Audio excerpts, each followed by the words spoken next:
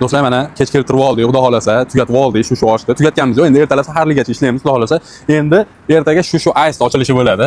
Kelinglar qanaqa yozmadi, chiroyli chiqqanini bitta ko'ringlar. Va shu hamma yo'qni cho'tka qilib chiroyli qilib qo'ydik. Xudo xolasa, ertaga shu ice ham bitta bonus bo'ladi. Bir kunda, xullas, menimcha 3-4 kun qilamiz. Bir kunda 200 ta odamga 5000 so'm narx qo'yamiz. Marujnamizning narxi 5000 so'm bo'ladi. Bir kunda 200 ta odamga xolos, lekin 200 ta odam tugagandan keyin yana o'zining narxiga qaytadi. O'zining narxi 17000 so'mdan atrofida bo'lish kerak marujnamizning narxi. 200 ta odamga 5000 so'mdan. Xullas, chiroyli chiqdi. Battam duo qilib, ertaga kutib qolamiz hammalaringni. Kelinglar, maza qilib yeb ko'ringlar. Bitta narsani aytay, butun O'zbekistonda yo'q ta'mlari qilingan. Chunki Koreya sifati bo'yicha bo'lyapti. Ponni hamma yo'q. Chet eldan keladi, hamma yo'qni qo'shiladigan narsalarimiz. Kelinglar, ular kutib qolamiz, rahmat hammaga. Shu ice ochilishi ertaga 18-mart soat iftorlik paytiga hisob qilyapmiz. Soat 6 ga ochsak kerak menimcha. 6 ga ochib tayyor qilib qo'yamiz.